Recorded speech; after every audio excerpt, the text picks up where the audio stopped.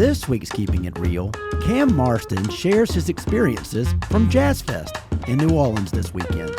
He saw some things he loved and some things he avoided. My wife, a college friend, and I stood amidst the peace and quiet of New Orleans Jazz Fest last weekend, along with what must have been 100,000 of our closest friends.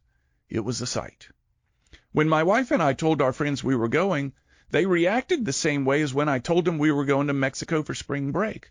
"Oh no," they said, "that's dangerous over there. You're going to get shot." During my 36 hours in New Orleans, I never once felt unsafe. And to the great disappointment of my schadenfreude friends, we returned to Mobile unscathed, which has led me to the conclusion that many of my friends are ninnies and are best left at home. I'm hoping heaven is a lot like the gospel stage at Jazz Fest. A cool breeze blew through the tented area. People were happy to slide a chair or two over to make room for us. And most importantly, there were chairs. And wow, the music. Argue if you want, but there's more energy coming from the gospel stage than any other Jazz Fest stage. When you're singing about the glory of the Lord, energy comes naturally. And when this middle-aged, overweight, thinning-haired white guy rose to his feet, waving his palms in the air to show that the Spirit was moving, well, I couldn't believe myself. It was very out of character, but I felt it, and I loved it. One thing I don't love are large, sweaty, shirtless men, or even small, sweaty, shirtless men. And there were a lot of them at Jazz Fest. They were everywhere. We left the gospel tent to wander the exhibits and try the food, and they were everywhere. One of the hardest movie scenes to watch ever is the scene from Along Came Polly when Ben Stiller's character plays basketball and he rubs up against a big sweaty guy. If you know what I'm talking about, you know.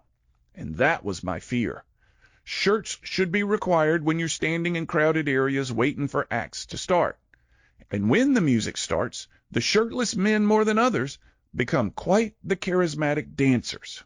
I minded my own business, but I kept them in my periphery, hoping I wouldn't have one of those Ben Stiller moments and have to wash my entire body in molten lava, or more likely, decide my life was simply no longer worth it.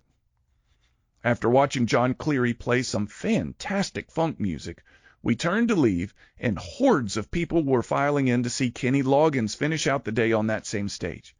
You gotta respect Kenny Loggins, but for me, his music isn't good enough to risk proximity to gobs of sweaty, shirtless, charismatic dancing men. Not my scene. But in they marched, packing the area, eager for Kenny Loggins. They were excited to get footloose as they headed into the shirtless danger zone. Don't fight it. This is it. And as for me not seeing Kenny's show, I'm all right. I'm Cam Marston, just trying to keep it real. To hear more commentaries, search for Keeping It Real with Cam Marston on your favorite podcast app, or follow Cam Marston on social media.